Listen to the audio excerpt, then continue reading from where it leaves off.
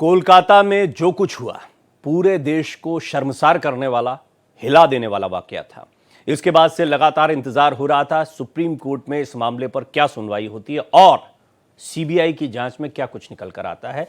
दरअसल उस दिन क्या हुआ था ये जानना सबके लिए बहुत जरूरी है, क्योंकि कई खबरें आती रहीं और इस मामले में कई कड़ी टिप्पणियां आज जिस तरह से सुप्रीम कोर्ट की तरफ से आई है उससे ये बात तो स्पष्ट हो गई है कि इस मामले में शुरुआती दौर में बड़ी लापरवाही बरती गई है। सुप्रीम कोर्ट ने तो यहां तक कह दिया 30 साल में ऐसी लापरवाही नहीं देखी है। यहां सबूतों से छेड़छाड़ की बात भी कही जा रही है। कोलकाता पुलिस सवालों के घेरे में है। बहुत सारे सवाल हैं जो खड़े हो गए हैं, इसी पर हम बातचीत करेंगे। उससे पहले आपको बता दें कि आज पूरी खबर का अपडेट क्या है। पूरे देश में इस वक्त कोलकाता के आरजी कर मेडिकल कॉलेज और अस्पताल की 31 साल की ट्रेनी डॉक्टर के रेप और हत्या के मामले की चर्चा है। इस मामले में सुप्रीम कोर्ट में सुनवाई हुई। सीबीआई ने सुप्रीम कोर्ट में स्टेटस रिपोर्ट पेश की है। बताया जा रहा है कि सीबीआई ने अस्पताल और पुलिस प्रशासन पर गंभीर आरोप लगाए हैं और यह भी कहा है कि वारदात पर पर्दा डालने की कोशिश की गई। सुप्रीम कोर्ट इस मामले पर स्वतः संज्ञान लेकर सुनवाई कर रहा है। इस मामले पर अदालत ने पश्चिम बंगाल सरकार और बंगाल पुलिस को जमकर फटकार भी लगाई है। सुनवाई के दौरान जस्टिस ने खुलकर अपनी नाराजगी जाहिर की है और बंगाल पुलिस के रवैये और उनके कामकाज पर सवाल खड़े किए हैं। लेकिन दूसरी तरफ सियासत भी चरम पर है। बीजेपी कोलकाता समेत कई जगहों पर प्रदर्शन कर रही है। पश्चिम बंगाल की ममता सरकार बैकफुट पर है। देश के कई जगह डॉक्टर्स हड़ताल पर लगातार बने हुए हैं। दूसरी तरफ सीबीआई ने अपनी जांच तेज कर दी है। कोर्ट ने तल्ख टिप्पणी के साथ कई सवाल उठाए हैं। इन्हीं सवालों पर चर्चा करेंगे अपने मेहमानों के साथ, लेकिन उससे पहले आज का जो पूरा घटनाक्रम रहा उस पर यह रिपोर्ट। कोलकाता कांड में ट्रेनी डॉक्टर को न्याय के लिए सुप्रीम कोर्ट में सुनवाई हुई। कोर्ट के निर्देश पर सीबीआई ने स्टेटस रिपोर्ट पेश की। इस दौरान सीबीआई ने बड़ा खुलासा किया और बताया कि क्राइम सीन को नष्ट किया गया है और सबूत को मिटाया गया है। इसके बाद कोर्ट ने एक के बाद एक पश्चिम बंगाल सरकार से कई सवाल पूछे। कोर्ट ने कहा कि 14 घंटे बाद एफआईआर दर्ज क्यों किया गया। हमने जो है फोर्डा की तरफ से, federation of resident doctor association की तरफ से मिसलेनियस एप्लीकेशन फाइल किया है, जिसमें हमने जो है फोर्डा को as a one of the member जो है task NTA national task force जो सुप्रीम कोर्ट द्वारा गठित की गई है उसमें रिप्रेजेंटेशन की हमने मांग की है। हमारा कहना है कि जितने भी घटनाएं होती हैं, जितने भी वायलेंस होते हैं, वो मैक्सिमम चाहे पैन इंडिया लेवल पे आप देखें तो मैक्सिमम रेजिडेंट डॉक्टर्स के अगेंस्ट होते हैं। तो हमारा मांग ये है कि जो नेशनल टास्क फोर्स बनाया गया है उसमें हमारा कोई एक सिंगल रिप्रेजेंटेटिव हो, इसलिए हमने एप्लीकेशन फाइल किया है। वहीं इस मामले पर सियासत भी बढ़ती जा रही है। बीजेपी ममता बनर्जी के इस्तीफे की मांग को लेकर प्रदर्शन कर रही है। देखिए, कपिल सिब्बल उधर ममता बनर्जी के लिए होकर लड़ रही है। लगभग 21 लॉयर उनमें एंगेज किया गया है और वो जनता के पैसे से पश्चिम बंगाल के जनता के पैसे से वो लॉयर्स को भाड़े में लिया है। ममता बनर्जी ने अपना हमारा पॉकेट पिक पॉकेट करके ममता बनर्जी चोरों को बचाने की कोशिश कर रही है, रेपिस्ट को बचाने की कोशिश कर रही है। बता दें कि सीबीआई ने सुप्रीम कोर्ट में पेश की गई स्टेटस रिपोर्ट में कहा कि इस पूरे मामले को लेकर अस्पताल प्रशासन का रवैया उदासीन रहा है। परिवार को पहले सुसाइड की खबर दी गई। मर्डर को सुसाइड बताने की कोशिश करना संदेह पैदा करता है। कोर्ट ने भी कहा कि पुलिस डायरी और पोस्टमार्टम के वक्त में अंतर है। आरोपी की मेडिकल जांच पर भी कोर्ट ने सवाल उठाए हैं। कोर्ट अब 5 सितंबर को अगली सुनवाई करेगा। दिल्ली से भारत एक्सप्रेस के लिए संवाददाता गोपाल कृष्ण की रिपोर्ट। देखिए, ये मामला बहुत ही गंभीर है। इस मामले में इस कॉलेज के प्रिंसिपल को सवालों के घेरे में रखा गया है। उनको लेकर ये तक कहा जा रहा है कि पॉलीग्राफिक टेस्ट उनका करवाया जाएगा, यानी बहुत सारी बातें निकल कर आ सकती हैं। निश्चित तौर पर यह तो तय हो गया है कि इस मामले पर कहीं ना कहीं पर्दा डालने की कोशिश की गई है। यूँ तो मेरे साथ कई मेहमान जुड़ेंगे, लेकिन सबसे पहले एक बहुत ही खास मेहमान मेरे साथ जुड़ रहे हैं, डॉक्टर नरेश चावला, जो कि पूर्व ज्वाइंट सेक्रेटरी हैं इंडियन मेडिकल एसोसिएशन के, यानी आईएमए के। और मैं उनसे पहले बातचीत करना चाहूँगा क्योंकि डॉक्टर चावला इन मुद्दों को बहुत गहराई से समझते हैं। कई मौक़ों पर उनसे बात होती रही है और उन्होंने डॉक्टर्स के इशू को, इस मुद्दे को बड़े बेहतरीन तरीके से हमारे मंच के जरिए कई बार रखा है। डॉक्टर चावला, पहले मैं आपका स्वागत करता हूँ और आज 5 की पड़ताल में सबसे पहले सिर्फ आपसे बात करना चाहूँगा। डॉक्टर्स की सुरक्षा को लेकर national task force, distress call system, संस्थागत एफआईआर और कंपनसेशन जैसी कई बातें आज कही गई हैं। आपने निश्चित तौर पर इनके बारे में पढ़ा होगा।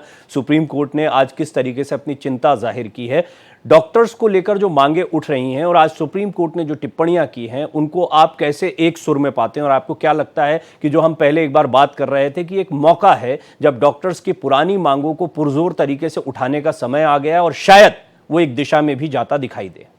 जो प्रवीण, जो मीटिंग परसों हुई थी हमारी सुप्रीम कोर्ट की, जो हियरिंग हुई थी, जो आज हुई है, कुछ हद तक तो संतोषजनक है, लेकिन ये संतोषजनक सिर्फ इसी क्राइम के लिए लग रही है।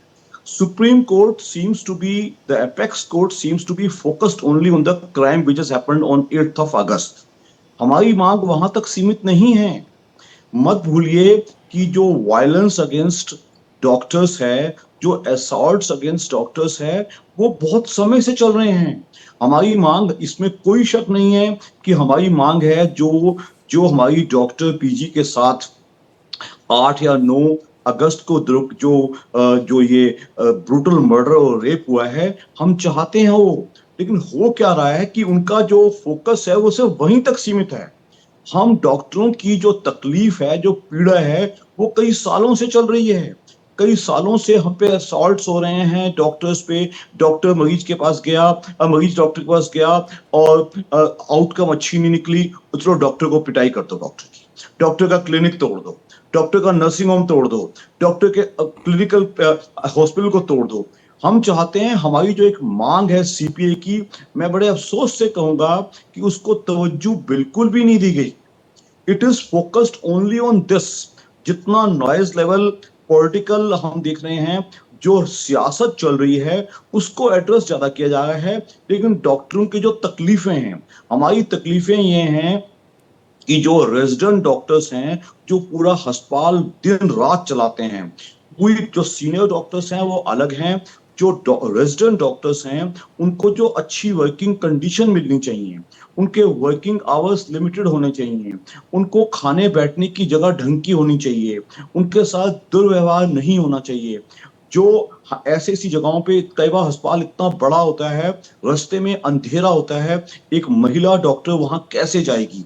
जो ये वारदात हुआ है 8-9 अगस्त को, उसमें उस डॉक्टर ने 36 घंटे की ड्यूटी की थी और फिर वो जाके कोने में सेमिनार रूम में सोने जा रही थी। दैट मीन्स कि कोई सुविधा ही नहीं है। सर्विस डॉक्टर्स को, रेजिडेंट डॉक्टर्स को अच्छी सुविधाएं प्रोवाइड करना, प्लस जो हमारी सबसे बड़ी मांग जो कई सालों से चल रही है कि हमें इज्जत से काम करने दिया जाए, हम पे दबाव ना बनाया जाए, उसके लिए हमें जो मैं सर एक छोटी सी चीज आपसे और जानना चाहूंगा, क्योंकि आप बड़ी जिम्मेदार पोजीशन पर रहे हैं। आज भी आपकी सलाह जो है वो तमाम बड़े मंचों पर बड़ी मान्य होती। कई लोगों ने, क्योंकि एक पत्रकार के नाते जब मैं लोगों के बीच जाता हूं तो वो चर्चा करते हैं हमसे और कई लोग सवाल रखते हैं। वो सवाल मैं आपके सामने जस का तस रखता हूं, आप इसको थोड़ा मॉडिफाई करना चाहें तो करिएगा। आपने ये भी देखा होगा कि मेडिकल फील्ड में अब जिस तरह से व्यवसायीकरण हावी हुआ है, प्राइवेट हॉस्पिटल्स में जो पैसा लगता है, कई जगहों पर मरीज जो है उसके उत्पीड़न की भी कई खबरें आती हैं। तो एक म्यूचुअल ऐसी कोई चीज बने कि डॉक्टर्स भी सुरक्षित रहें और मरीज के हितों का भी ध्यान रखा जाए। इसको लेकर क्या किया जाए? क्योंकि मुझे कई बार लगता है कि कई बड़े फैसले लेने में और उसके बाद कोई कानून का रूप ले ले तो आगे उसका भी दुरुपयोग ना होने लगे, जैसी स्थितियां ना बन जाए। मुझे लगता है कि आपको ये बात समझ में आ गई होगी जो आम लोग कई बार कहते हैं। प्रवीण, आपका सवाल बड़ा जायज सा है कि लोगों के मन में भी डॉक्टर्स के खिलाफ भी हल्का आक्रोश हो सकता है। क्यों ना हो, मत भूलिए, health is the constitutional right of every Indian. जो सरकारी तंत्र नहीं दे पाता, उस बीच में आ जाता है प्राइवेट डॉक्टर्स, और प्राइवेट डॉक्टर्स के ऊपर भी एक नई क्लास शुरू हो गई है which is called corporate world, corporate hospital. जो बड़े हॉस्पिटल्स हैं, जो बड़ा पैसा जनरेट करते हैं, जो टर्शरी केयर हॉस्पिटल्स बनाते हैं, वो बकायदा वो हॉस्पिटल्स बकायदा उनके इश्यूज में निकलते हैं, वो पैसा रेज करते हैं, उनको पैसा वापस चाहिए। तो हो क्या रहा है, जो आज का मरीज है वो सुविधाएं तो चाहता है मुझे 5 स्टार मिले, मुझे best of the state of the art facilities मिले, और लेकिन मुझे चार्जेस ना देने पड़े, बस यही मतभेद है। लेकिन मत भूलिए, आज भी सरकारी तंत्र में भी वो हजारों लाखों जो स्टैंड अलोन क्लिनिक्स हैं, जो क्लिनिक्स आपकी कॉलोनीज में हैं, जो डॉक्टर अकेला बैठा है पूरी लियाकत से आपका इलाज करता है, उनकी संख्या भी कम नहीं है। जी जी। जो कॉर्पोरेट हॉस्पिटल का आपका जो आपने ऑब्जेक्शन रेज किया है, हमें उसका संज्ञान है, हम उसको डिनाई नहीं कर रहे। उस कमर्शलाइजेशन के हम भी आईएमए का जो इंडियन मेडिकल एसोसिएशन का जो ऑफिशियल मत है उनके खिलाफ है। लेकिन जैसा हम कहेंगे, the values in the world, the values in India are changed. जो आज के 60-70 साल पहले आदमी उम्मीद करता था, उसकी दुनिया और आज की दुनिया बहुत बदल गई है। जी। एक बात मैं और बात बताना चाहूंगा, जो ये टास्क फोर्स का गठन किया गया है, उसमें हर हालत में इंडियन मेडिकल एसोसिएशन का नुमाइंदा जरूर होना चाहिए था। मैं तो ज्यादा हैरान हूं। Yes, they have very wisely filled up all the positions. 9 doctors have been included, but they are all mostly occupying government positions and occupying very responsible positions. एक इंसान, एक या दो लोग ऐसे जरूर होने चाहिए थे, which should be taken from the members of public. And Indian Medical Association जो कि 4 लाख सरकारी और कॉर्पोरेट वाले भी जी। और प्राइवेट डॉक्टर्स की उम्मीदों और आकांक्षाओं को पूरी करती है। जो एजुटेशन जिसके खिलाफ सुप्रीम कोर्ट ने आज स्पष्ट कहा है कि हम ज्वाइन करें, हम तो कहते हैं हम ज्वाइन करना चाहते हैं, हम सड़कों पे नहीं बैठना चाहते, हम अपनी जिम्मेदारी को समझते हैं, लेकिन उससे पहले कुछ जो ठीक है, मैंने जैसे हम लगातार बात करते रहे कि एक ऐसा दौर है जब भी मौका आता है तो उसमें एक दबाव कह लीजिए या एक सही समय कह लीजिए, उस समय पर डॉक्टर्स अपनी मांगों को और पुरजोर तरीके से रख रहे हैं। डॉक्टर चावला, आपने बड़े विस्तार से बहुत ही महत्वपूर्ण बातों को रखा है। इस सबके बीच में लगातार आप स्क्रीन पर देख पा रहे हैं कि अर्चना अग्निहोत्री जी, जो जानी मानी सामाजिक कार्यकर्ता हैं, वो भी मेरे साथ जुड़ चुकी हैं। तो अर्चना जी, मैं आपका स्वागत करता हूं। मैं उनको भी इसमें शामिल करना चाहूंगा। सुचंद्रिमा जो मेरी सहयोगी हैं, कोलकाता को काफ़ी अच्छे से जानती हैं, काफ़ी उन्होंने यहाँ पर कार्य किया है, तो उनसे भी मैं बात करूंगा।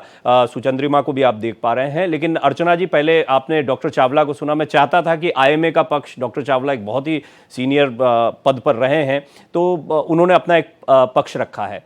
अब अगर इस बच्ची के पक्ष की तरफ से देखा जाए तो इस पूरे मामले में शुरुआती तौर पर लीपापोती या घोर लापरवाही बरती गई है। अब मैं नहीं कह रहा, बीजेपी नहीं कह रही, ये अब सुप्रीम कोर्ट ने स्पष्ट तौर पर कह दिया है।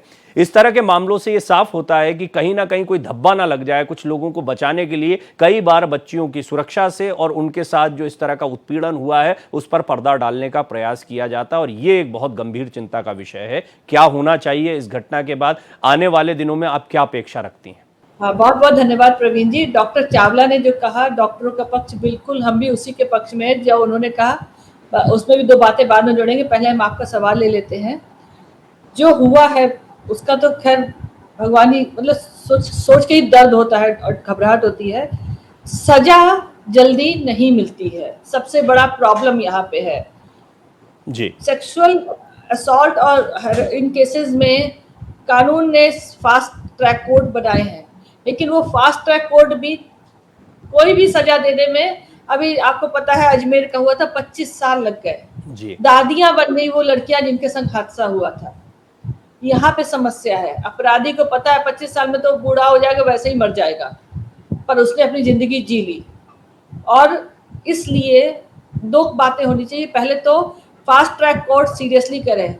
मैं तो इसी क्षेत्र में काम करती हूँ। मैं जो सर्वाइवर्स उनकी तरफ से कोर्ट में जाती हूँ। कोर्ट में अपराधी डेट लेके चला जाता है, हम लोग को पता ही नहीं चलता, हम लोग को उसके बाद बुलाया जाता है। इस तरीके के रवैये हैं कोर्ट के अंदर। जजेस को थोड़ा सेंसिटिव होना पड़ेगा, ज्यादा फोर्सफुल होना पड़ेगा, कि ये नहीं कि अपराधी डेट लेके चला गया और जो बेचारा सर्वाइवर है जो फाइट कर रहा है कोर्ट में, उसको जो है डेट पे डेट मिल रही है बगैर। एक केस में अभी आपको आज ही की बता रहे हैं, आज ही हम आए हैं कोर्ट से, वहां पे जो वो डेट लेके सवेरे चला गया और 2 बजे से हमें बुलाया गया। ये एक छोटा सा एग्जांपल दे रहे हैं। यहाँ पे लापरवाही है, ये गलती है अपने सिस्टम में। दूसरी गलती क्या है? सजा को कड़ाई से नहीं दिया जा रहा है, ये दूसरी गलती है। तीसरी गलती क्या है कि हम लोगों के समाज में एक जो टैबू बना हुआ है कि अगर सेक्सुअल अब्यूज हुई है किसी भी फॉर्म की, तो जिसके संग हुई है उसको ही गलत माना जाता है, बजाय इसके कि जिसने की है अपराधी को गलत माना जाए। अभी भी हमारे यहाँ ये है कि अरे छुपा लो, नहीं तो शादी नहीं होगी लड़की की जी। ये भावना टैबू को खत्म करना पड़ेगा। ये 3 तो मुख्य बातें हैं। उसके बाद मैं डॉक्टर चावला की बात पर जरूर मैम अगर आप मुझे करना इजाजत चाहूंगी। दें, आप मुझे इजाजत दें तो मैं आपके पास आऊंगा और डॉक्टर चावला की बात पर जो आप कहना चाहती हैं वो लूंगा, क्योंकि शुभांकर भट्टाचार्य जी जो कि नेता तृणमूल कांग्रेस हैं वो भी मेरे साथ जुड़ गए हैं, बड़े नेता हैं तृणमूल कांग्रेस के, और ये भी एक साहस की बात है क्योंकि मैं आमतौर पर देखता हूं ऐसे मुद्दों पर फिर नेता जो है वो छिटक जाते हैं। तो शुभांकर जी का तो इसलिए भी स्वागत करूंगा कि इस मुद्दे पर वो जवाब देने के लिए हमारे साथ मौजूद हैं। शुभांकर जी आपका स्वागत है। सुचंद्रिमा आपके पास भी मैं आऊंगा और थोड़ा सा कोलकाता की डिटेल्स लूंगा क्योंकि लगातार बाहर खड़ी हुई हैं सुचंद्रिमा, उनसे भी बात करूंगा। लेकिन भट्टाचार्य साहब मैं आपसे पहले तो वही सवाल जो सुप्रीम कोर्ट ने रखा है उस पर आपकी बात, क्योंकि अब ये बात बीजेपी की नहीं रही, ये बात मेरे प्रश्नों की नहीं रही, सीधे सुप्रीम कोर्ट का कहना है घोर लापरवाही बरती गई है, पुलिस संदेह के घेरे में है। और दूसरी महत्वपूर्ण बात, पोस्टमार्टम के बाद एफआईआर लिखी जा रही है। 30 सालों में हमने ऐसा देखा नहीं अपने करियर में। ये कुछ बातें हैं जो पूरी तरह से पश्चिम बंगाल में जो पुलिस है उसकी कार्रवाई के विरुद्ध जाती हैं। इस पर अब आप क्या कहेंगे? देखिए, पहले तो प्रवीण जी मैं एक बात कहूंगा कि इस बात से कहीं कोई कोताही नहीं बरतनी चाहिए कि ये बताया जाए कि वहां पे कमियां रही हैं, बिल्कुल रही हैं। और मैं इस बात से बिल्कुल कहीं पे भी जिसको कहते हैं ना कि बीच मैं बचाव करूं और एक अनड्यू इस पर से विक्टिम कार्ड खेलने की कोशिश करूं, मैं उन हस्तियों में से नहीं। मैं तमाम चैनलों पे जाता हूं, मैं खुल के कहता हूं अगर गलती है तो उसको मानने में कोई कोताही नहीं बरतनी चाहिए कि हाँ गलतियां हुई हैं, बिल्कुल हुई। लेकिन साहब 2 चीजें, एक बात यह है कि अगर गलतियां हुई हैं, टेक्निकल पॉइंट्स पर बात हो रही है, सुप्रीम कोर्ट ने इस मामले में बात की, सुप्रीम कोर्ट ने कई 2-3 और मुद्दे पे भी उन्होंने पॉइंट्स लिए जिस मुद्दे को कोई ये पॉइंट्स नहीं बता रहा। लेकिन क्योंकि आपने एक खुला, आपका मैं भी तक डिस्कशन सुन रहा था, जिस प्रकार के आपने लोगों को बैठाए, जिस प्रकार की यहाँ पे सब सॉल्यूशन दे रहे हैं, यहाँ पे मुझे पॉलिटिकल नहीं लगा, मुझे ये बात बहुत अच्छी लगी। तो मैं अपनी बात को भी खुल के रख सकता हूं। मैं एक बार भी नहीं कहूंगा कि नहीं बिल्कुल हमारे यहाँ पे कोई जो पुलिस जो है वो बिल्कुल साफ सुथरी रही है। इधर से पुलिस की बातों पे कई जगह पे जो सवाल उठे हैं वो वाजिब हैं। सुप्रीम कोर्ट अगर इस पर सवाल उठा रही है, सोचने की बात है और इसके ऊपर मेरे ख्याल से कड़े तरीके से जवाब तो देना पड़ेगा। ना उससे मैं बच सकता हूं, ना दीदी बच सकती है, ना सरकार बच सकती है, इसमें 2 राय नहीं है। लेकिन साथ ही साथ प्रवीण भाई एक बात और समझना है, यहाँ पे 2 लड़ाइयां देखी जा रही हैं। अगर पिछले 10 दिन जब से ये पूरा मामला हर जगह चैनल पर हर जगह जो देखा जा रहा है, साथ ही साथ इस दौरान में कई जगहों से ये चीज निकल के आया। जब हम एनसीआरबी रिपोर्ट देखते हैं तो बड़ा शर्मनाक, मतलब ये संसार कर देने वाली बात होती है कि इस देश में आज भी हर 15 मिनट में, हर 17 मिनट में एक बेटी के ऊपर अत्याचार हो रहा है। मैं तो नहीं कह रहा, और ये रिपोर्ट सिर्फ बंगाल का नहीं है, पूरे भारतवर्ष का है। अभी हाल ही में आपने बदलापुर वाला केस देखा, 3 साल 4 साल की बच्ची, मतलब ये सुन के सोच के जो है रूह कांप जाती है कि बच्चे भी सेफ नहीं है, 4 साल की बच्ची, ये सोचना कैसा लगता है। तो अगर हम इस पूरे क्राइम के खिलाफ लड़े तो ये पॉलिटिकल लड़ाई से बड़ी लड़ाई लड़ी जाएगी। लेकिन अगर लड़ाई सिर्फ इस बात की है कि सिर्फ कुछ प्रदेशों में टारगेट करके किया जाए, बाकी जगहों पर आंख नहीं, ठीक है, मैं आपका एक पॉइंट बहुत वैलिड भी है कि, और डॉक्टर चावला भी इस बात के गवाह हैं, वो मेरे साथ कई बार पैनल पर रहे हैं, ज्वाइंट सेक्रेटरी रह चुके हैं आईएमए के, और वो जानते हैं कि हमने जब डॉक्टर्स के मुद्दे को उठाया तो हमने बड़े परिप्रेक्ष्य में उठाया, क्योंकि सेंट्रल एक्ट की बात लगातार उठती रही है, वो उनकी समग्रता में बात होती है कि पूरे देश में वो चीजें लागू होनी चाहिए। लेकिन जब पश्चिम बंगाल पर सवाल खड़े हुए हैं, पश्चिम बंगाल की पुलिस को आप भी कह रहे हैं कि क्लीन चिट नहीं दी जा सकती, सवालों के जवाब देने होंगे, तो निश्चित तौर पर आप पर बड़े गंभीर सवाल आते हैं। मैं आऊंगा, रत्नाकर सिंह जी वरिष्ठ नेता हैं भारतीय जनता पार्टी के, वो भी मेरे साथ जुड़ चुके हैं। रत्नाकर जी मैं आपके पास आऊं उससे पहले सुचंद्रिमा मेरी सहयोगी जो है वो कोलकाता से बड़ी देर से मेरे साथ जुड़ी हुई हैं। सुचंद्रिमा, पहले आप मुझे बताएं कि कोलकाता में इस वक्त किस तरह के हालात हैं, प्रदर्शन को लेकर कहें, और खासतौर पर पश्चिम बंगाल का स्टैंड। हालांकि शुभांकर जी यहां पर मौजूद हैं, उन्होंने एक बात अपनी तरफ से रखी है, लेकिन ओवरऑल पॉलिटिकल किस तरीके के रिएक्शंस आ रहे हैं, पश्चिम बंगाल सरकार के किस तरह के स्टैंड हैं सुप्रीम कोर्ट में आज जो कुछ हुआ उसके बाद? जी प्रवीण जी, आज पश्चिम बंगाल में ये चीज बहुत गौर से देखी जा रही है कि सुप्रीम कोर्ट आज किस विषय पे, जिस विषय पे उन्होंने निर्देश दिया है और जो कहा है, उसके बाद पश्चिम बंगाल सरकार की तरफ से क्या रिएक्शन आती है। आज जैसे एक्स हैंडल पे अभिषेक बंदोपाध्याय ने जैसे अपना पक्ष रखा है, अपना मत रखा है। यहाँ पे हमारे टीएमसी के जो प्रवक्ता बैठे हैं, उन्होंने भी कहा है कि देश में हर जगह पे ऐसे इंसिडेंट होते रहते हैं, पर आज सुप्रीम कोर्ट ने पश्चिम बंगाल की इस घटना को लेकर जो चीज कही है वो बहुत ही हैरान करने वाली बात है कि ये इतने दिनों से ऐसा पहली बात तो नहीं है, देश में पहला ऐसा घटना हो रही है। निर्भया के बाद 12 साल बाद अभया की इंसाफ की मांग को लेकर पूरे देश में इतना बड़ा आंदोलन, ये सबके तरफ एक सवाल उठाते हैं कि पश्चिम बंगाल में आज ये घटना पे हमें चर्चा करनी पड़ रही है। ह्यूमैनिटी अभी भी जिंदा है और इसीलिए सड़कों पे उतर रहे हैं लोग, पर राजनीतिक जो रंग इस घटना के साथ जुड़ रहे हैं, राजनीतिक जो मांगे जुड़ रही है, इंसाफ की मांगे हो, चाहे ममता बनर्जी जो मुख्यमंत्री है उनके इस्तीफे की बात हो, वो विरोधियों की तरफ से उठाई जा रही है। पश्चिम बंगाल में विरोधी मतलब बीजेपी की तरफ से एक प्रदर्शन किया जा रहा था विधाननगर के हट्टो मोड़ से शास्त्र भवन की तरफ जैसे प्रदर्शन आई तो पुलिस की तरफ से उन्हें रोका गया। जो विरोधी दल नेता है शुवेंदु अधिकारी, उनको यहाँ से हटाने के लिए प्रदर्शन कहा गया था। फिर हाथापाई में एक परिस्थिति ऐसी भी आई जो हम कई जगह पे डॉक्टर के प्रदर्शन पे रोक लगाने के लिए प्रशासन का जो एक्टिवनेस है वो देख रहे हैं। तो आज ये बात हमें कहने में सुचंद्रिमा एक थोड़ा सा ये बताइए अवश्य, क्योंकि आज सुप्रीम कोर्ट की एक टिप्पणी ये भी है कि शांतिपूर्ण प्रदर्शनों को रोका नहीं जाएगा। ये भी एक बहुत महत्वपूर्ण टिप्पणी मैं देख रहा था आज जो भी कुछ हुआ उसमें।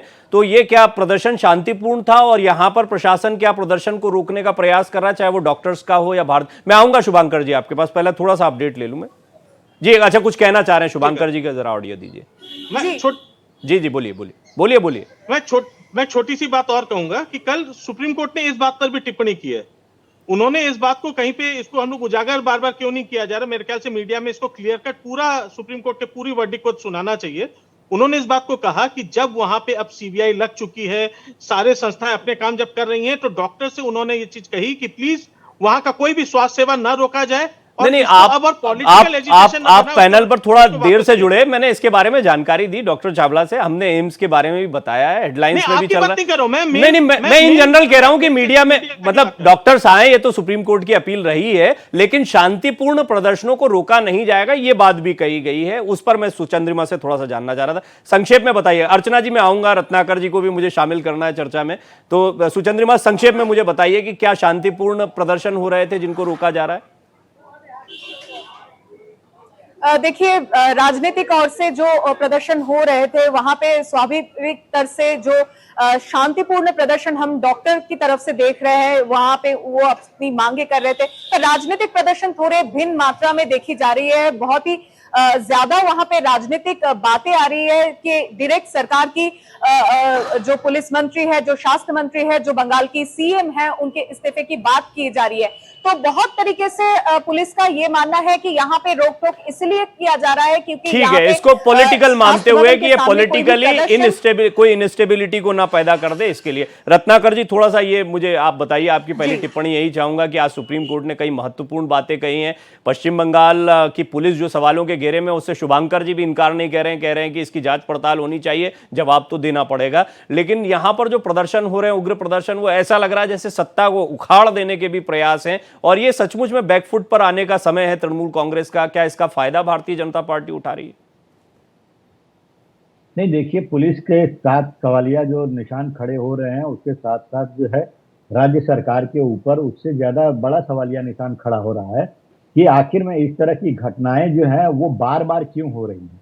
आखिर में राज्य जो है वो लॉ एंड ऑर्डर के लिए जो जिम्मेदार होता है, वो लॉ एंड ऑर्डर क्यों नहीं मेंटेन कर पा रही है। जिसके लिए आपने देखा होगा कि राज्यपाल ने भी, वहां के जो पश्चिम बंगाल के राज्यपाल हैं, उन्होंने भी सरकार से ये पूछा है, बहुत सारे प्रश्न पूछे हैं लॉ एंड ऑर्डर को लेकर के।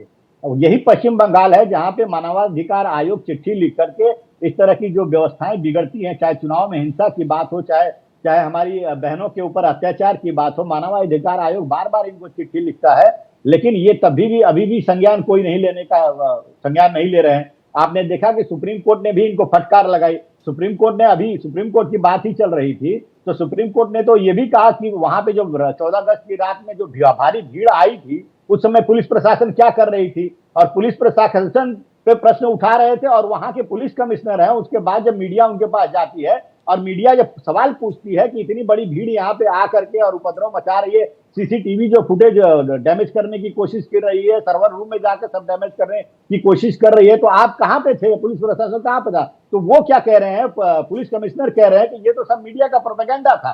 तो कहीं ना कहीं ये सारी वस्तु स्थिति यही दर्शाती है कि आज पश्चिम बंगाल में लॉ एंड ऑर्डर पूरी तरह से ध्वस्त है और घटनाओं की पुनरावृत्ति, चाहे संदेश खाली हो, चाहे केंद्रीय एजेंसियों के ऊपर पथराव की घटनाएं हो जब जांच करने जाती है, चाहे बहनों और बेटियों को वहां निर्वस्त्र करके पीटने की बात है, ये सारी ये एक बहुत बड़ा पॉइंट है जो आपने उठाया। और ये वहां की पुलिस, जी बोलिए रत्नाकर जी। वहां की पुलिस अगर इतनी ही निष्पक्ष है तो अपराधियों के ऊपर कार्रवाई करने की जगह वह कार्रवाई जो भारतीय जनता पार्टी के नेताओं के ऊपर कर रही है, उनको नोटिस भेजा जा रहा है। तो ये सारी चीजें दर्शाती है कि राज्य सरकार की मंशा बेटियों को न्याय देने का नहीं है। पश्चिम बंगाल में भी तो पुलिस का बेजा इस्तेमाल करने का, कथित बेजा इस्तेमाल का आरोप लगता रहा है और इसके भुगतभोगी कई पत्रकार साथी रहे, मैं खुद भी रहा हूं। कई जगहों पर एफआईआर हो जाती है, कई बार दबाव बनाने की कोशिश की जाती है। दूसरी तरफ सेंट्रल जांच एजेंसियों के कथित बेजा इस्तेमाल का मुद्दा आप लोग उठाते रहते हैं, पूरा विपक्ष उठाता है। ये किस तरह की स्थिति है और फिर क्यों नहीं सवाल उठेंगे राज्य सरकार पर भी? ये बात सिर्फ पुलिस की लापरवाही की नहीं है, राज्य प्रशासन के एटीट्यूड और वो किस तरह से डील करते हैं इन चीजों को, उसकी भी है। प्रवीण जी, मैं एक बात पहले तो बहुत साफ तरीके से बता दूं। आपने देखा होगा कि इससे पहले जब भाजपा के प्रवक्ता नहीं भी बैठे थे तो मैंने कहीं कोताही तो नहीं बरती। मैंने ये नहीं कहा कि पुलिस का बचाव होना चाहिए या किसी बात को मैं जस्टिफाई कर रहा हूं। बात जब एजेंसीज की, चाहे वो राष्ट्रीय हो चाहे प्रादेशिक हो, अगर वहां के जांच एजेंसीज की या एजेंसीज का गलत दुरुपयोग होता है तो वाकई वो कष्टकर है। लेकिन ये हमेशा होता हो ये भी बात मैं नहीं मान सकता। जैसे कि अभी थोड़ी देर पहले हमारे भाई रत्नाकर भाई कह रहे थे, वहां के बंगाल के लिए बात बोल रहे थे और जिस तरीके से बात कही, मैं उसको बुरा नहीं मानता, क्योंकि मेरा मानना यह है कि crime is a crime, it happens anywhere.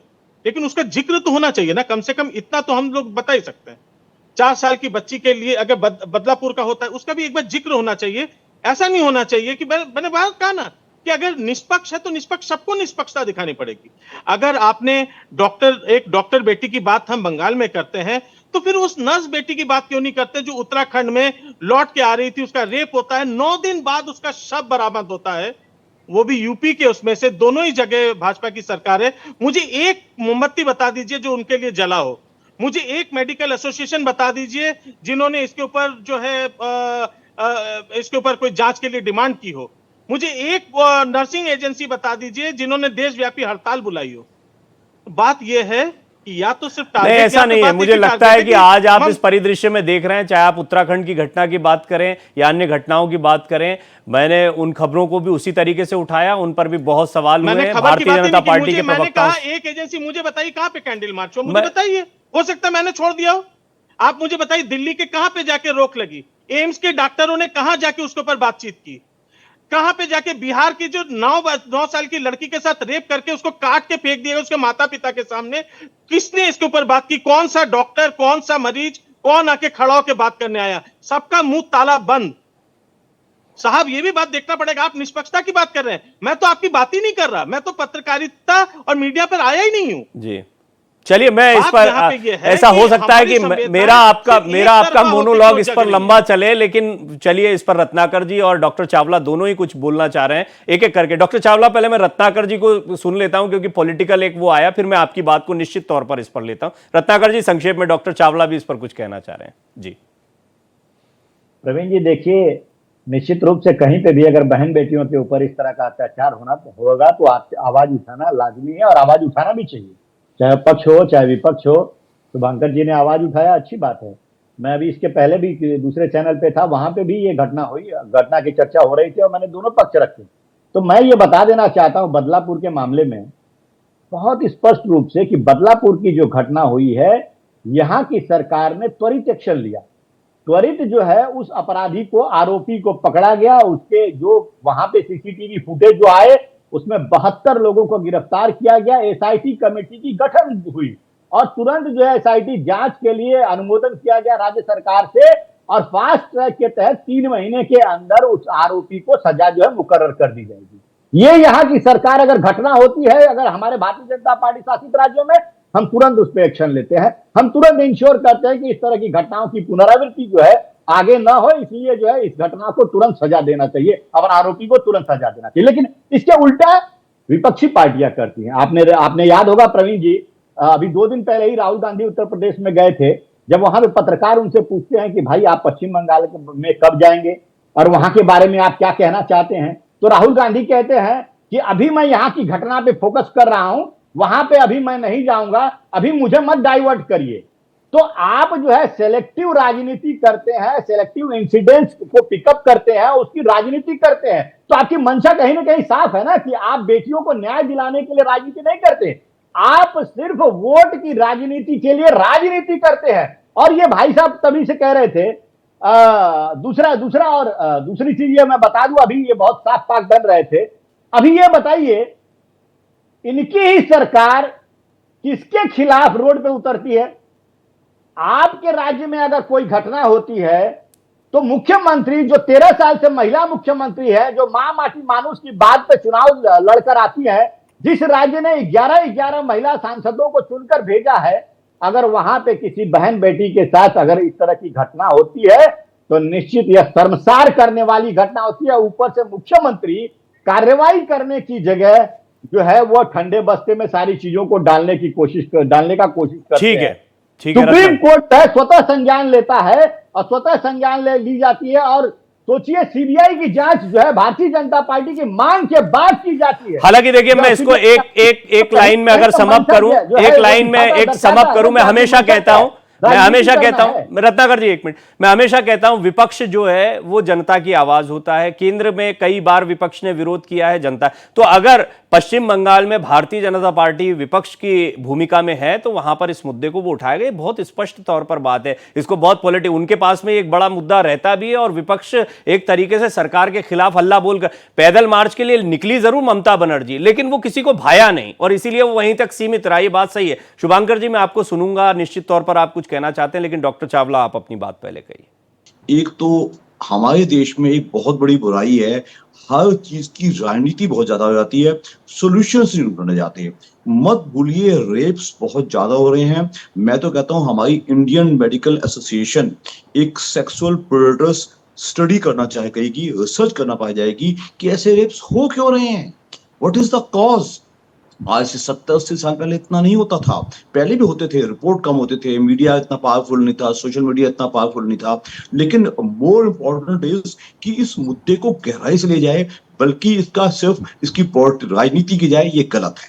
दूसरा, जो हमारी एपेक्स कोर्ट ने हमें डॉक्टर्स को रिक्वेस्ट की कि हम काम पे आ जाएं, तो मैं of course it is apex court का एक बहुत बड़ी जजमेंट है, लेकिन हमारा एक ही मत है, बदला क्या है आज के 12 दिन पहले, 8-9 से पहले अब तक क्या बदला है? Everything remains the same. ना वर्किंग कंडीशंस डॉक्टर्स की सुधरी हैं, ना जो हमारा एक कानून की मांग है। आफ्टर ऑल अस्पताल भी वही रहेंगे, डॉक्टर्स भी वही रहेंगे, मरीज भी वैसे आएंगे। जब तक मरीजों का बिहेवियर नहीं सुधरेगा, हमें आश्वासन नहीं मिलेगा कि हाँ जी डॉक्टर साहब आप पे अटैक नहीं होगा, आप अपने शांति से अपना काम कीजिए, अपनी लियाकत के हिसाब से, ठीक है। एक मुद्दा आपने उठाया था जो उसका कमर्शलाइजेशन, यस, उसकी तरफ भी हम आईएमए भी ध्यान देगा, वो आम समाज को भी ध्यान देना पड़ेगा। तो मैं चाहता हूं ये मांग हमारी डॉक्टर्स की ना रहे, ये मांग आम जनता की होना चाहिए, मैडम अग्निहोत्री की हमारी तरफ से होनी चाहिए, क्योंकि डॉक्टरों को काम प्यार से काम तो करने दो। जो आवाज ज्यादा, कलकत्ता की आवाज ज्यादा क्यों उठी है? क्योंकि जो उस बच्ची के साथ हुआ है वो बहुत ही शर्मनाक और बहुत ही जघन्य है। लेकिन उसके बाद आप मत भूलिएगा, निर्भया के टाइम इतनी शोर मचा था, दिल्ली में हुआ था, उसको सजा देने में 8 साल लग गए, 8 साल। ठीक है, अर्चना जी ने भी इस मुद्दे को उठाया, justice delayed is justice denied. हम बोलते तो बहुत हैं, लेकिन इसके एक पॉइंट और करूंगा, उसके बाद मुझे शायद एक इमरजेंसी पेशेंट के लिए जाना पड़ेगा। I like to leave with the permission of all the co panelist. इतना ही कहूंगा कि डॉक्टरों को अलग वर्ग माना गया है। मत भूलिए कि कोरोना के दौरान हमारे होम मिनिस्टर अमित शाह जी बकायदा ऑर्डिनेंस लेके ये एक्ट लेके आए थे। उसके बाद हमको कहा गया कि आपको अलग एक्ट की जरूरत नहीं है। तो मैं आपकी चैनल के माध्यम से सरकार को और सारे पार्लियामेंटेरियंस को और आम जनता को जगा के कहना चाहूंगा, हमें स्पेशल प्रोटेक्शन की जरूरत है, क्योंकि डॉक्टर का काम अलग होता है, डॉक्टर और मशीन में फर्क होता है। जब डॉक्टर मरीज को देखता है तो रिजल्ट कंफर्म नहीं होता, क्या रिजल्ट आएगा, तो उसको शांति से काम करने दो। ये हमारी इल्तिजा भी है, हमारी मांग भी है और हमारी डिमांड भी है। मैं प्रवीण जी आपकी इजाजत से शायद छोड़ना करूंगा, क्योंकि थोड़ा सा मुझे एक पेशेंट देखने जाना है। ठीक है, मैं थैंक यू जी शुभांकर जी, अभी राजनीतिकरण पर डॉक्टर चावला ने टिप्पणी की, उसके साथ साथ में मैंने भी एक बात जो कही थी वो मैं समझना भी चाहूंगा आपसे। विपक्ष की भूमिका होती है, राहुल गांधी का उदाहरण रत्नाकर जी ने दिया, उत्तर प्रदेश में वो उस खबर पर फोकस कर रहे हैं क्योंकि वहां पर वो विपक्ष की भूमिका में है। पश्चिम बंगाल में कांग्रेस कई बार विरोध करती है आप लोगों के खिलाफ, लेकिन उतना पुरजोर नहीं दिखाई देती है ऐसे मुद्दों पर जिन पर केंद्र सरकार को घिरना हो। इस मुद्दे पर भी कुछ कुछ यही स्थिति देखने को मिली है। तो ऐसे में विपक्ष के तौर पर भारतीय जनता पार्टी तो इस मुद्दे को पश्चिम बंगाल में उठाएगी ही। इसमें आपको राजनीति दिख रही है, लेकिन राजनीति तो है ही, उनका धर्म ही यही है, राजनीतिक धर्म विपक्ष का, कि आपके खिलाफ कोई मुद्दा आया है उसको उठाया जाए। प्रवीण जी, मैंने इस बात से कहीं कोई नाराजगी या कोई मैंने इसको काटा नहीं, इस बात को मुझे इस बात से कोई दुख भी नहीं है। मैं इस बात से कहीं पे मैं इसको नकारता भी नहीं हूं कि भाई एक विपक्ष की भूमिका नहीं रहनी चाहिए। हम थोड़ी भाई केंद्रीय सरकार है कि जो बताए कि विपक्ष को खत्म हो जाना चाहिए, ये बात तो हम कभी नहीं कहते। इस बात का तो यहाँ पे कोई सवाल ही नहीं है इस बात का हम कहते हुए। दूसरी बात, हमें जहां पे कुछ कुछ बातें जहां बुरी लगती है वो मैं कह रहा हूं।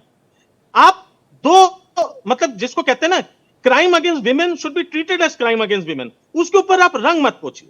आप ये मत कहिए कि नहीं हम तो बिल्किस बानो भूल गए, उनके रेपिस्ट को आपने माला पहनाया था साहब, 8 साल लग गए। अब उतना पीछे नहीं जाते, लेकिन उत्तर प्रदेश की जिन घटनाओं पर आपने जिक्र किया वहां पर राज्य सरकार और राज्य पुलिस की भूमिका संदेह के घेरे में नहीं थी, जैसी पश्चिम बंगाल में है, और वहां पर त्वरित कार्रवाई की गई। वहां पर सुप्रीम कोर्ट ने इस तरह से स्वतः संज्ञान लेते हुए नाराजगी जाहिर नहीं की कि 30 साल में हमने ये सब नहीं देखा जो अभी देख रहे हैं।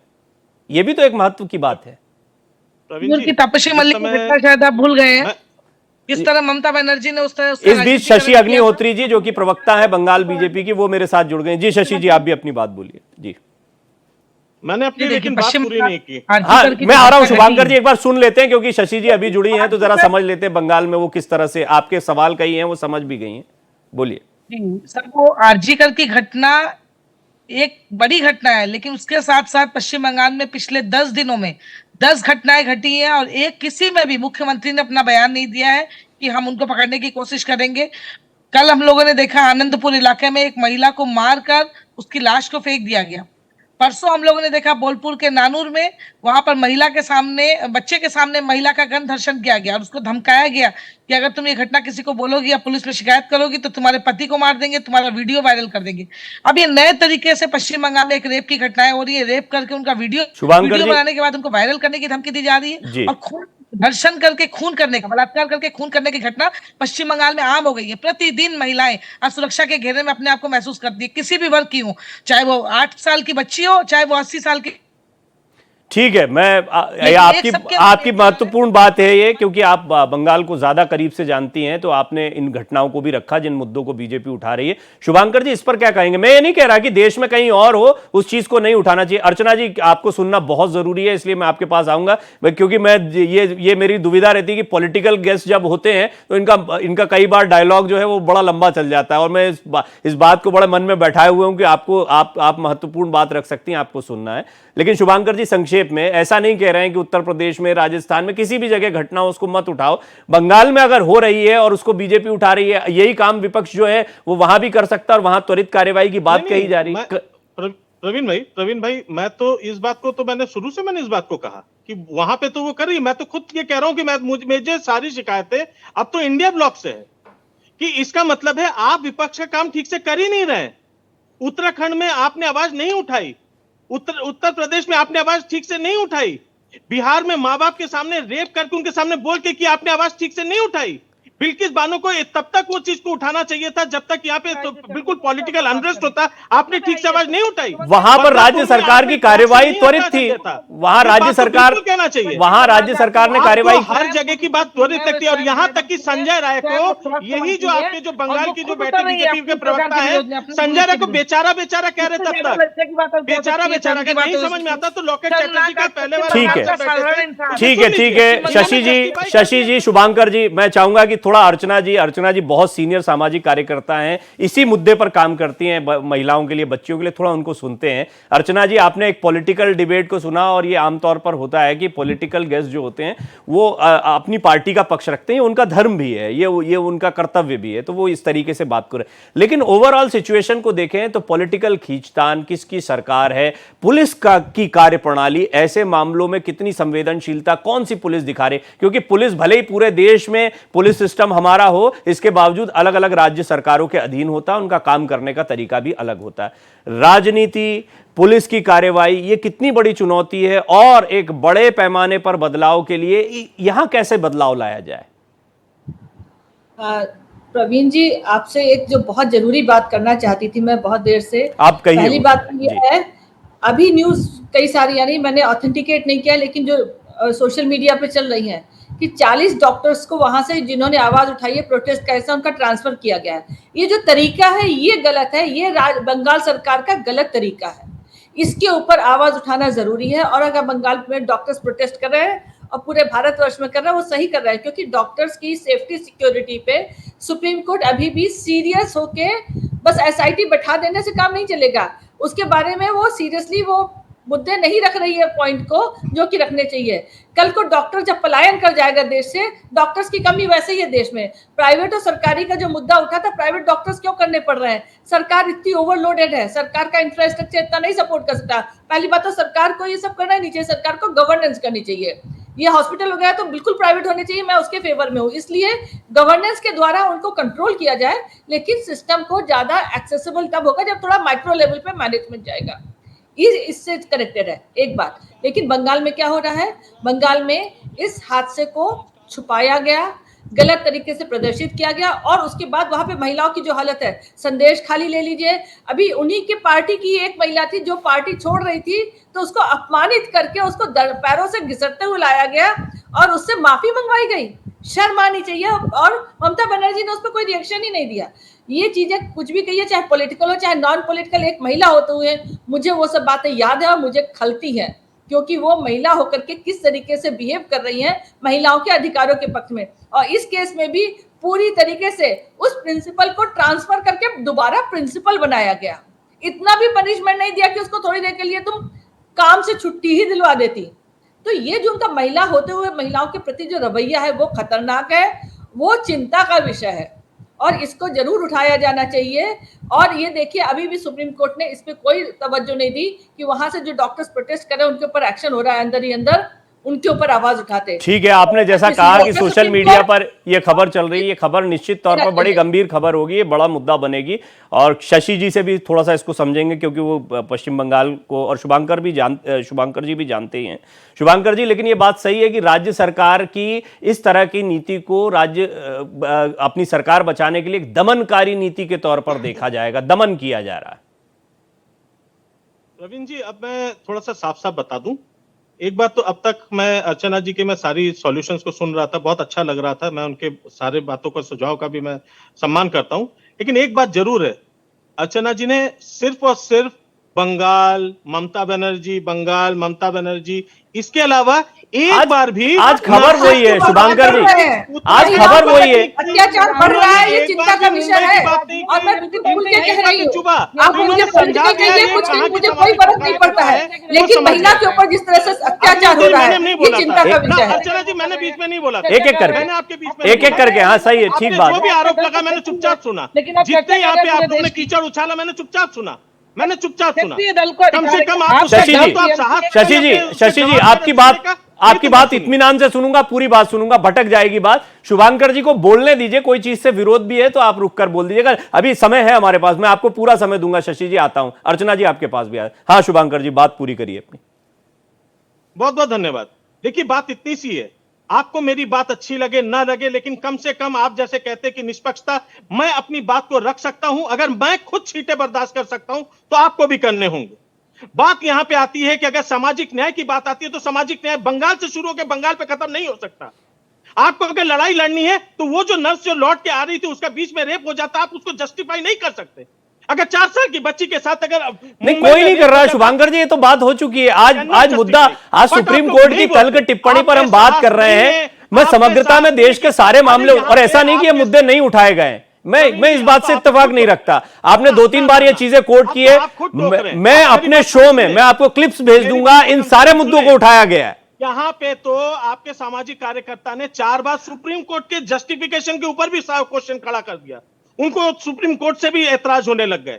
लेकिन बात यह है कि बात सिर्फ और सिर्फ एक राज्य की तरफ एक जगह उंगली करके आप एनसीआरबी का जो पूरा रिपोर्ट है उसका खाका नहीं बदल पाएंगे, आप इस देश का चेहरा नहीं बदल पाएंगे। गिरा दीजिए ममता बनर्जी की सरकार, गिरा दीजिए बंगाल की सरकार, उसके बाद मैं फिर से आके पूछूंगा आप लोगों से, आपने हासिल क्या किया? क्या जो डॉक्टर चावला बता गए, क्या उन प्रोटोकॉल्स पर आप लोगों ने हर जगह पे काम किया? यस और नो। क्या हम एक जगह पे जाके किसी रेपिस्ट को, चाहे कोई भी हो, उसके गले में माला पहना सकते हैं? तो वो आपको पहले समझना पड़ेगा। ठीक है, आपकी बातें ठीक है, वाजिब है, वैलिड पॉइंट है शुभांकर भाई, लेकिन आज हम पश्चिम बंगाल पर बात कर रहे हो, सुप्रीम कोर्ट ने ये बातें कही, ये बात अर्चना जी की, मेरी नहीं है, बीजेपी की नहीं है। 10 दिन से सिर्फ पश्चिम बंगाल पे बात हो रही है, किस दिन बात होगी उस 4 साल की बच्ची के? मुझे जरूर बुलाइएगा। भगवान न करे हमें करना पड़े, भगवान न करे ऐसा हो कि हमें इस तरह की चर्चाएं करनी पड़े। मैं तो ये भी कहता हूं, बहुत दुखद है मेरे लिए, कोई ये मजे का खेल नहीं है। इस तरह के विषयों पर चर्चा करना हमारे लिए कोई बहुत मजेदार चीज नहीं होती है, ये बड़ा दुखद है। भगवान न करे कि कभी हमको ऐसी चर्चाएं करनी पड़े, मैं तो नहीं चाहता कि ऐसी चर्चाएं हो, लेकिन आज पश्चिम बंगाल पर बात हो रही है, उस पर सवाल खड़े हो रहे हैं, इसलिए आपके सामने सवाल रखे गए, और आज मुद्दा सुप्रीम कोर्ट का है। इसलिए अब जिस दिन उत्तर प्रदेश में बात हो रही थी, इत्तेफाक से तृणमूल कांग्रेस का बहुत बड़ा स्टेक नहीं था, तो पैनल पर तृणमूल कांग्रेस से कोई नहीं था, लेकिन कांग्रेस से हैं, बाकी लोगों से, वो अपनी बातें रखते हैं, खूब सवालों के घेरे में खड़ा करते हैं। सामाजिक कार्यकर्ता भी ऐसा नहीं कि भारतीय जनता पार्टी का पक्ष ले रहे हैं अगर वो पश्चिम बंगाल सरकार के खिलाफ बोल रहे हैं, मैं इस बात से इत्तेफाक नहीं रखता। लेकिन शशि जी, मुझे इतना बताएं कि यहाँ पे सेंट्रल कानून लाने के वो बहुत लंबी बात हुई है सेंट्रल प्रिवेंशन एक्ट पर, सेंट्रल प्रिवेंशन एक्ट पर मैंने भारतीय जनता पार्टी के सेंट्रल प्रिवेंशन एक्ट पर मैंने बीजेपी के तमाम बड़े नेताओं से सवाल किया है, और वो भी उतने ही कटघरे में आते हैं, उस पर आप निश्चिंत रहें, वो होता है। अभी पैनल पर शशि जी हैं, पश्चिम बंगाल से हैं, पश्चिम बंगाल में जो विरोध हो रहा है, शशि जी चाहते क्या है आप लोग? आज सुप्रीम कोर्ट ने भी तल्ख टिप्पणी कर दी है, आप लोग ये विरोध करते रहेंगे क्या? सरकार को बदलना, पलटना, पॉलिटिकल माहौल बनाना, ये आप लोगों का मकसद है? जी, सिर्फ सुप्रीम कोर्ट नहीं, देखिए सुप्रीम कोर्ट नहीं, सारे देश की जनता इसके प्रोटेस्ट में उतरी है। निर्भया कांड में हम लोगों ने देखा था कि वहां पर क्या हाल हुआ था, वहां पर सरकार गिरने की स्थिति आ गई थी, सरकार गिर भी गई थी।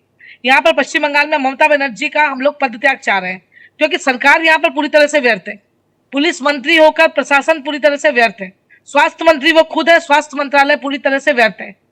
एक ऐसे व्यक्ति को, एक ऐसे कल्प्रिट को जो इस मामले का दोषी है, उसको यहाँ से उठाकर तुरंत 4 घंटे में और अच्छे हॉस्पिटल में, नेशनल मेडिकल कॉलेज में उसका प्रमोशन कर दिया जाता है। ये किसको बचाने की कोशिश कर रही है ममता बनर्जी? खुद को, उनको, या अपनी सरकार को? तीनों ही नहीं बचेंगे। अगर इस तरह की चली परिस्थिति तो तीनों ही नहीं बचेंगे। देश की बिटिया के लिए ये लड़ाई हम लोगों की जारी रहेगी। ये लड़ाई हम लोग की तब तक जारी रहेगी जब तक ममता बनर्जी पदत्याग नहीं करती है। आज सीआईएसएफ तैनात कर दी गई है आरजीकर हॉस्पिटल में।